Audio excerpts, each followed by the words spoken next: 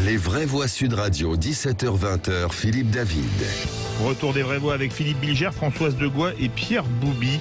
Le moins qu'on puisse dire est que la journée d'hier a été marquée par des échanges pour le moins aigre-doux entre journalistes et personnalités politiques, comme entre Éric Zemmour et Gilles Boulot ou encore Marlène Schiappa et Elisabeth Martichoux. Éric Zemmour, suite aux 20h de TF1, a parlé d'interview de procureur, tandis que Marlène Schiappa s'est offusquée qu'on lui pose une question sur Nicolas Hulot, alors que, selon la ministre, on n'en parlerait pas comme cela avait été convenu avant l'interview. Propos démentis par la journaliste. Ces événements posent la question du comportement des journalistes face aux politiques et des interviews de connivence ou de combat, d'où notre grand débat. La neutralité des journalistes est-elle une utopie? Et pour le moment, vous êtes 95,7% à dire oui. Sur Twitter, avec nous, Emmanuel Razavi, directeur de la rédaction de Fil Média, auteur d'un excellent livre puisqu'il a été grand reporter, Confession au cœur des conflits. C'est publié chez Bold. Bonsoir Emmanuel Razavi. Bonsoir Philippe, bonsoir à chacun d'entre vous, je suis ravi de vous retrouver. Eh bien on est ravi de vous retrouver aussi. D'habitude quand on vous a, c'est plus pour parler de la situation en Afghanistan, puisque vous Moyen-Orient, puisque vous connaissez très bien ce pays pour y avoir été correspondant de guerre. On compte les temps d'antenne Sud Radio comme tous les médias pour le CSA, mais est-ce la même chose, 5 minutes d'antenne quand on se fait cirer les pompes ou quand on fait tout pour vous démolir, Emmanuel Razavi? Alors ça, je pense que vous parlez d'un mal très français, parce que je vis à l'étranger, ça se passe un peu différemment dans le pays dans lequel je suis, mais il est vrai qu'aujourd'hui on peut avoir le sentiment en fait qu'il y a une tendance, je pense qu'en France il y a une tendance en fait politique chez les journalistes qui est plutôt en fait de gauche sociologiquement, et que donc on peut avoir tendance, les journalistes, je parle pas pour moi, mais des journalistes peuvent avoir tendance à se montrer beaucoup plus, je dirais, sympathiques avec un candidat de gauche qu'avec un candidat de droite, mais il en va de même du reste pour des animateurs. Je fais référence à, j'ai vu ça depuis l'Espagne, où je me trouve à l'émission de Laurent Ruquier il y a quelques semaines, où on voit bien que l'attitude n'est pas la même selon qu'il est en face de lui, Jean-Luc Mélenchon ou Éric Zemmour. Mais je voudrais rebondir sur ce que vous disiez, si vous me le permettez, bien sûr. Philippe, sur ce qu'est notre métier. C'est Albert Londres qui l'a défini ainsi, c'était notre métier n'est pas de faire plaisir, si je me souviens bien, non plus de faire du tort. Il est de porter la plume dans la plaie. Alors, quand on voit, si vous voulez, une ministre s'offusquer qu'un journaliste l'interroge sur une thématique quelle qu'elle soit, y compris si ça ne lui plaît pas, en l'occurrence, et ben c'est ça le rôle du journaliste. C'est à un moment donné de poser les questions, de mettre les pieds dans le plat, en essayant. Alors la neutralité, très clairement, vous l'avez compris, je n'y crois pas, parce que, y compris sur le terrain, moi j'ai fait plus de journalisme dans des zones où on me demandait des analyses géopolitiques, des zones de guerre, que de journalisme politique, mais on est avant tout en fait des êtres humains. Il y a aussi un phénomène, vous le savez, vous recevez tous les jours des gens autour de ce micro, de votre micro, il y a des gens avec lesquels une rencontre peut se passer, et puis des gens avec lesquels ça ne se passe pas. Donc le journalisme, c'est pas une science, le journalisme en fait c'est plutôt une méthode de travail, mais comment dire, pratiquée par des gens qui sont d'abord des femmes ou des hommes. Philippe Bilger. D'abord, je viens d'apprendre, grâce à vous, Philippe, que Marlène Schiappa avait convenu d'un type d'entretien de la même manière qu'Éric Zemmour. C'est ce qu'elle a dit. Elisabeth Martichoux a démenti formellement en direct. De la même manière qu'Éric Zemmour sur TF1. Ça me paraît absolument scandaleux. Je sais que ça se pratique, mais je considère que c'est le terreau d'un journalisme et d'un questionnement malhonnête. Pour ma part, pardon de prendre cet exemple, depuis plus de 50 ans, à chaque interview qu'on m'a demandé, j'ai subi parfois des réprimandes parce que j'ai toujours refusé de dire avant l'entretien ce que j'allais dire. Parce que peut-être je n'en savais pas sur le champ, je voulais en quelque sorte inventer mes réponses librement. Deuxième élément, comment vous dire, évidemment la neutralité, l'objectivité désirée, je n'y crois pas. En revanche, il est fondamental de respecter une forme d'honnêteté intellectuelle. Et ça, je pourrais développer. Mais je ferai parfois une double critique aux médias. J'ai le sentiment, étant un friand des échanges médiatiques, moins d'ailleurs pour leur qualité que parce que techniquement, j'aime regarder les attitudes des gens. Parfois, je suis surpris par l'absence d'intelligence du questionnement qui est fait, et d'autre part, ce qui est plus grave, par la partialité ostentatoire qu'on manifeste à l'égard de tel ou tel invité. C'est deux choses très différentes. Emmanuel Et Razali.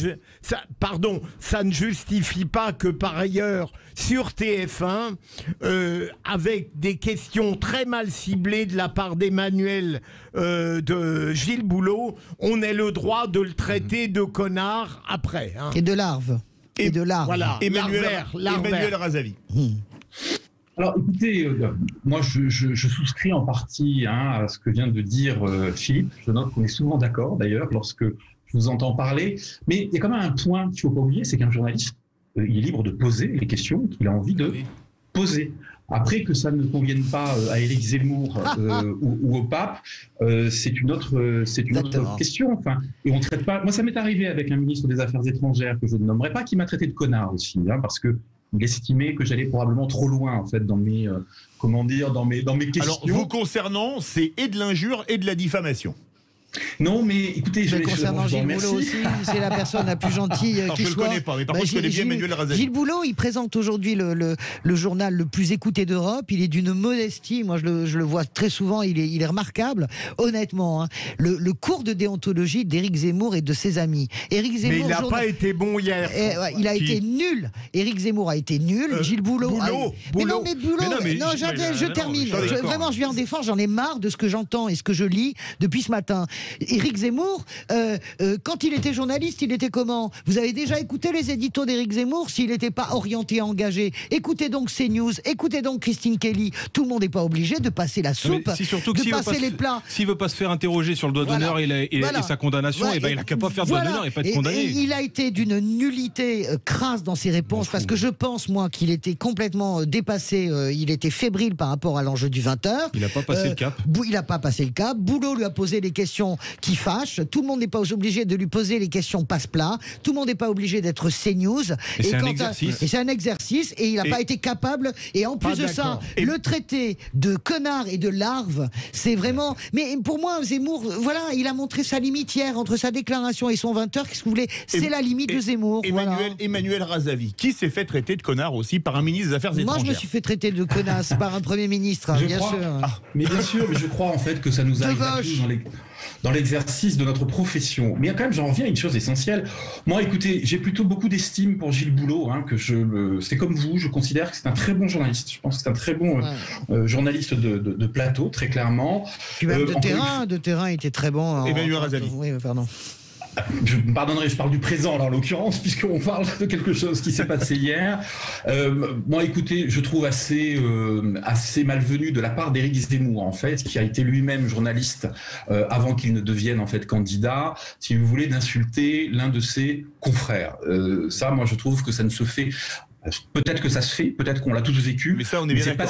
C'est pas supposé se faire. Zemmour n'a jamais été objectif en tant que journaliste. Écoutez, reprenez ses éditos.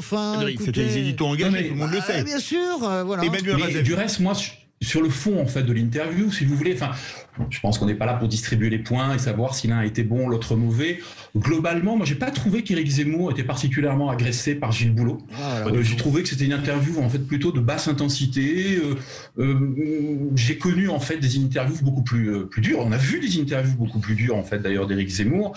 J'ai plutôt le sentiment en fait qu'hier, il y avait un enjeu qui était très important. C'était évidemment en fait la grand-messe en fait du 20h. Et moi, j'ai plutôt le sentiment en fait qu'il était peut-être pas assez préparé, oui, face à l'enjeu. Il y a un manque de travail. Main dans les poches. Si vous me l'autorisez, je vais vous plagier, mais je pense qu'effectivement, il était assez fébrile. Et c'est comme ça, en tout cas, moi, en fait, que je le vois. Cependant, de façon générale, je reviens à ce que je disais tout à l'heure, c'est vrai qu'Éric Zemmour est quand même plutôt maltraité en général par la presse française dans l'ensemble, de ce que je vois moi en fait depuis l'étranger, et je trouve qu'il n'a pas le même traitement, si vous voulez, que des candidats qui vont être plus orientés à gauche. Mais c'est normal. Il le réclame de ne pas avoir le même. Pierre Boubi. Je sais pas. Il y a quelque chose. Enfin, dans le micro.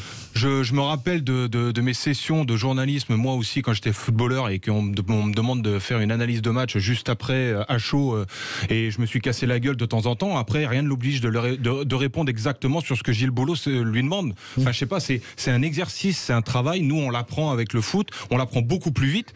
Mais sur des sujets comme ici, il fallait pas qu'il pense qu'il arrive les mains dans les poches comme il est à CNews où tout le monde dit oui à ce qu'il dit et basta. C'est faux. Si tout le monde dit oui à ce qu'il dit. Non, c'est faux. Pas vrai, mais c'est faux.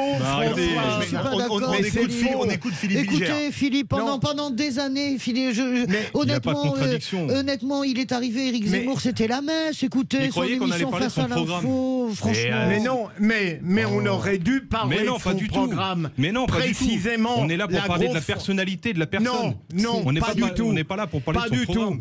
La grosse faute de Gilles Boulot, c'est qu'il ne l'a questionné que sur son passé. Il fallait qu'il réponde correctement. Il a mal répondu. Mais il l'a fait. Il a répondu à côté de la plaque. Il s'est trompé. Mais non, mais parce que le journaliste n'a pas fait son travail correctement. On est dans un... Pardon, non, je vais terminer parce qu'on est dans un moment... Bilger n'a pas terminé. Ah pardon, Philippe. Oui, il était en train de parler. Ça y est. Ah bon, maintenant il a terminé. Allez-y. Et après, Emmanuel Razavi. Je suis comme Pierre, je vous le dis, quand on est malin, vous savez, c'est Georges Marchais, vous répondez pas à ma question, mais c'est ma réponse. Vous venez avec vos questions, j'ai avec mes réponses.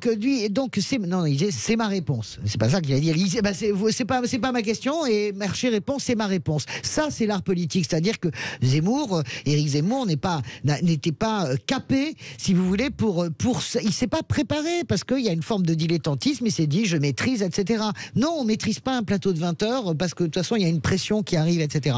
Et par ailleurs, je ne suis pas d'accord, on est dans un moment, Philippe, on est dans un moment de la personnalisation. Les gens ne connaissent pas Éric Zemmour et je pense que Gilles Boulot avait raison de lui poser des questions de personnalisation. Là où il a manqué d'intelligence, évidemment Éric Zemmour, de maestria et d'intelligence, c'est de retourner, comme le dit Pierre, ces questions et de les amener sur son programme. Là où il est très fort d'habitude, c'est ça en plus. Ma chère Françoise, je continue. Attendez, Philippe Bilger et Emmanuel Razavi. Non, je voulais dire, je ne veux pas monopoliser la parole, mais je continue à être en désaccord avec ma chère Françoise. C'est délicieux.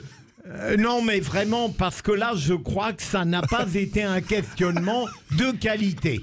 Et Éric Zemmour, à la fin, s'est énervé. D'ailleurs, il perd ses nerfs depuis quelque temps. C'est très dommage. Mais un journaliste a le droit de poser des questions intelligentes sur ce qui relève d'un problème. Je ne parle pas de Françoise de Gois, il vient de se passer un moment historique. Quoi ? Vous avez dit, Philippe Bilger a dit, je ne vais pas monopoliser la parole. Vous l'avez supplié en disant si. Oui, parce que j'adore Philippe Bilger. Dans ce cas-là, il n'y a plus que lui qui va parler. Il n'a qu'à parler. Il n'a qu'à parler parce qu'il dit des choses intelligentes. Voilà, même si je ne suis pas d'accord avec lui. Je ne me présente pas aux élections. Je vais être l'homme de la synthèse. Allez, vas-y. Faites la synthèse hollandiste, ça va faire plaisir à Françoise de Gois. Fais la synthèse, Emmanuel. Go. Et Pierre. Non, mais je crois en fait que, la vérité est entre ce que dit Philippe et ce que dit François. Oh, le faux d'air. Si vous me le permettez. C'est le journaliste qui va parler. Laissez-moi terminer.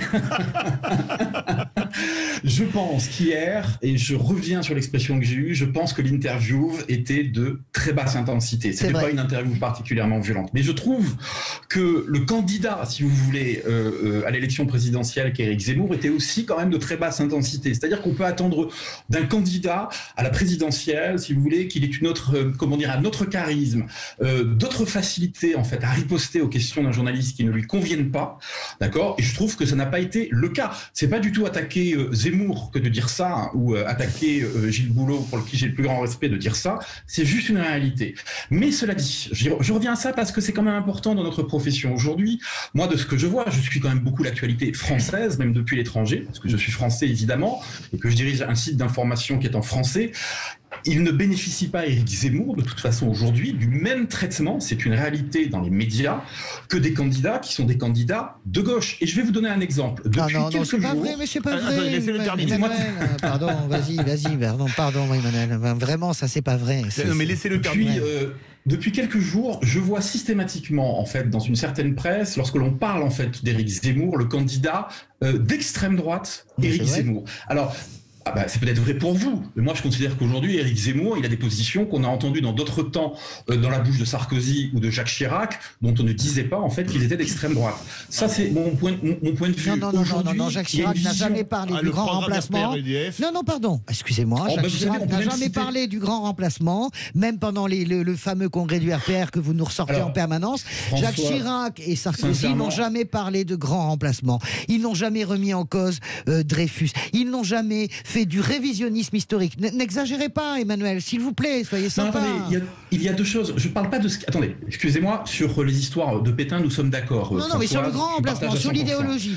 Mais en revanche, excusez-moi, Chirac a eu des propos parfois qui étaient... Mais les bruits des odeurs, il a corrigé, on est d'accord, mais sur le grand remplacement, Chirac a toujours mis une barrière... Mais Chirac a toujours mis une barrière de sécurité entre lui et le Rassemblement national. Enfin, Zemmour veut faire l'alliance de toutes les droites. Qu'est-ce que vous dites, Emmanuel? Bien sûr que c'est un candidat d'extrême droite. Et alors? Voilà, c'est un candidat d'extrême droite. Voilà. C'est juste ça, moi, aujourd'hui, qui me gêne. Mais en quoi c'est gênant?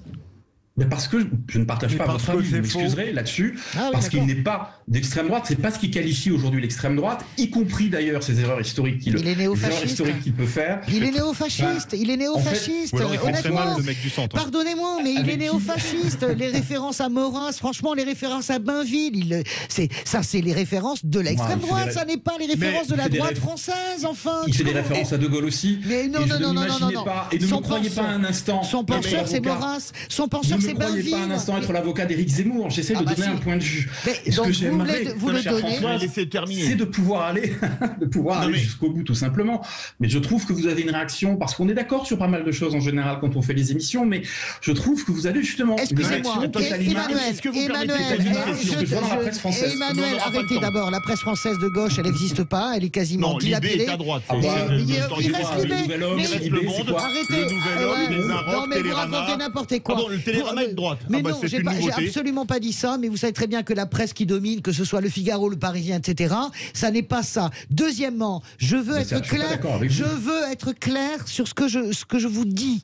Un homme qui cite Maurras, qui a pris le grand remplacement comme axe idéologique, qui cite Bainville, un homme qui s'inspire de Carl Schmitt, il l'assume. Le théoricien du clivage et de la division, le théoricien de l'Allemagne nazie. Un homme qui assume tout cela. Il n'est pas d'extrême droite, mais je ne sais pas où vous la mettez, l'extrême droite, Emmanuel. Pardonnez-moi de vous le dire. Le mot de la fin, Philippe Bilger et Emmanuel Armadi, très vite. Mais là, je ne vous comprends pas, ma chère Françoise, parce que vous qui avez une curiosité intellectuelle absolue, pas pour j'ai été, mais vous avez tort, parce que ça a été un grand esprit, de la même manière que Bainville est un immense historien et Carl Schmitt, un politologue passionnant. Mais j'ai lu tout ça, j'ai fait ma science politique aussi. Mais d'accord, mais ça veut pas dire que parce qu'on les lit, qu'on adhère à tout ça. Mais lui, c'est terminé. Françoise Degois, on a passé le temps. J'avais une question à poser sur la présidentielle de 2022 et on n'aura donc pas le temps de la poser. C'est pas grave, merci. Elle était quand même intéressante, à mon avis, c'est pas grave. Merci beaucoup, Emmanuel Razavi, directeur de la rédaction de Fil Média, auteur de Grands Reporters. Confession au cœur des conflits, publié chez Ball de Verdict. La neutralité des journalistes est-elle une utopie? Vous êtes 95,3% à dire oui sur Twitter et 97% à dire oui sur YouTube. De suite, allez, on va aller se rafraîchir l'esprit dans les Hautes-Pyrénées. On va prendre la direction de Lussardiden. Arrivée mythique du Tour de France, mais là, on va pas en parler à vélo. Le vélo, c'était le week-end dernier à Bergerac. On va en parler à ski.